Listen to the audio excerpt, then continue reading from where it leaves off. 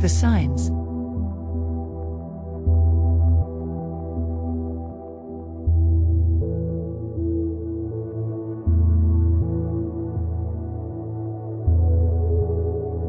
The 12 signs of the zodiac are not the same as the constellations in the night sky.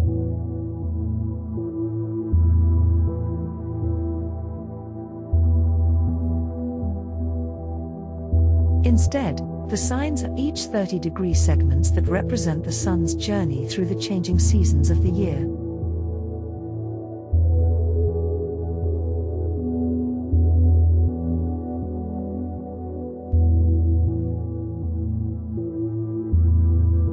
The 2 solstices and 2 equinoxes served as key reference points, dividing the year into 4 quarters and establishing the order and placement of the signs in astrological charts.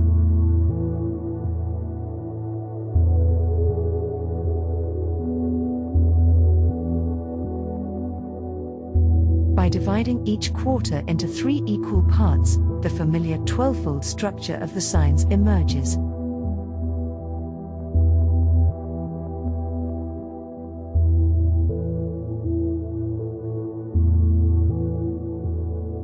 Sailors navigating open waters have long used the stars as reference points, since the stars appear fixed over the course of a human lifetime.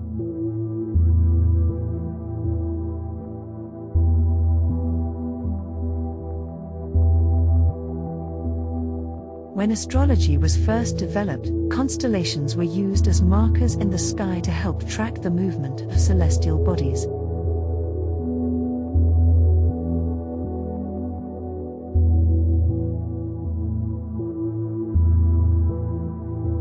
However, due to the slow wobble in Earth's rotation, the positions of the stars shift by about 1 degree every 72 years.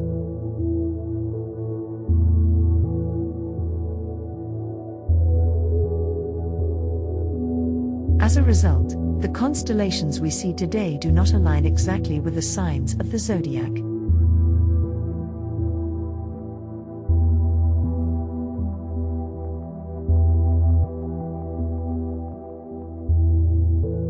It is common to encounter the idea that astrology cannot be valid because the signs and constellations do not match.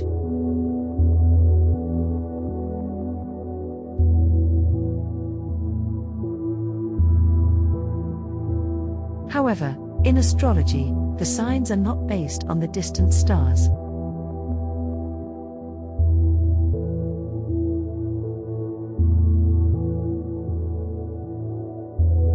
Rather, the signs describe the sun's journey through its 12 stations along the ecliptic.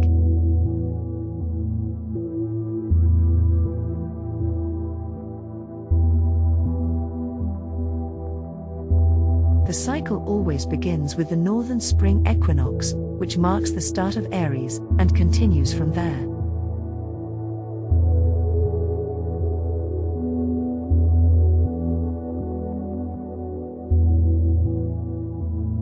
To clarify, the zodiac is actually an ecliptic coordinate system.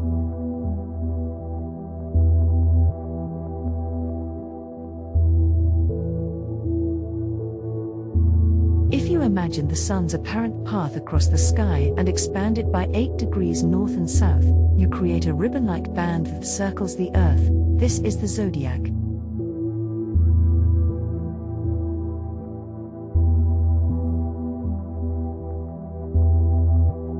The vernal equinox serves as the starting point for measuring degrees of longitude in this system.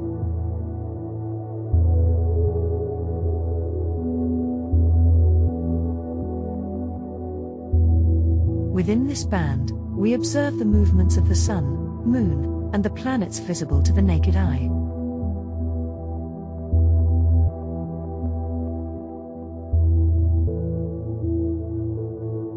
The zodiac, then, is the sun's path, not the stars.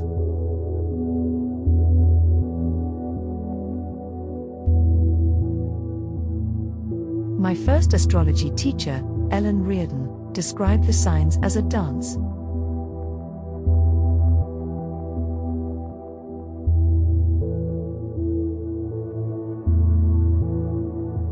she would light a candle in the center of a room and perform 12 distinct movements around it, illustrating the Earth's relationship to the Sun.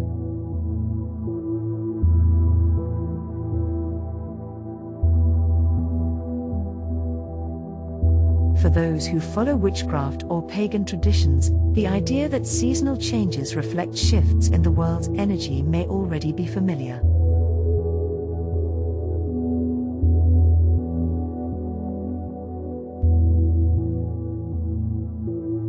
Many traditions use the changing seasons to mark their holidays, though the number and timing of these holidays can vary.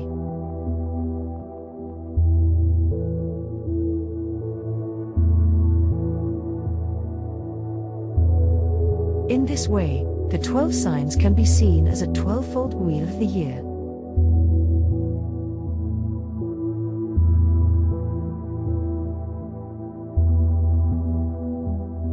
In the chapter The Astrology of Time, we will explore how different cycles of time relate to one another.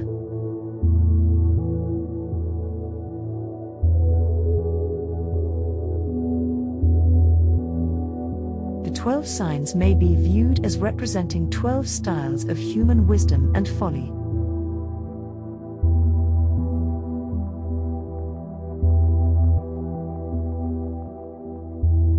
Alternatively, they can be understood as 12 modes of human consciousness. If you prefer, you might think of the signs as vibrations, similar to named colors or musical notes.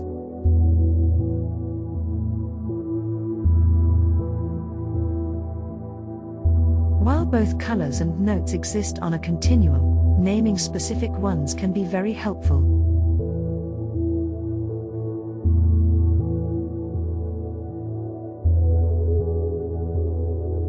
Astrologers and practitioners of magic have studied and expanded upon the meanings of the signs for many generations.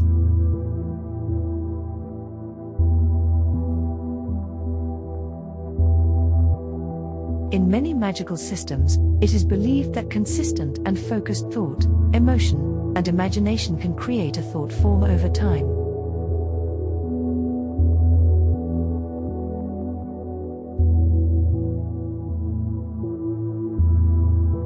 From this perspective, each sign not only has its own inherent qualities, but also carries well-developed thought forms shaped by generations of practice.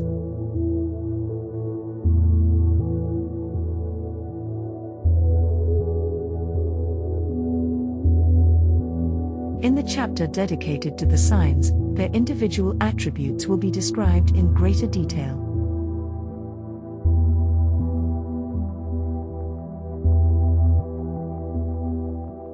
While many aspects of astrology can change, the relationships between the 12 signs remain constant.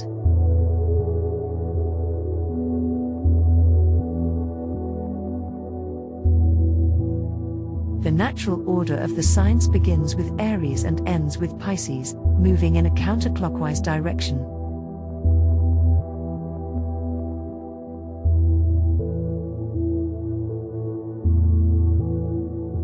Each sign is defined by a unique combination of element, modality, and polarity.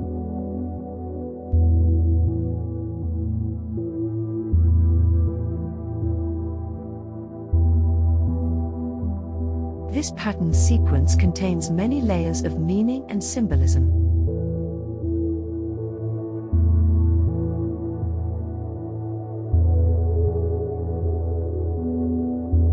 With a deep understanding of elements, modalities, and polarities, it is possible to make informed guesses about the nature of each sign, even without prior knowledge of their names.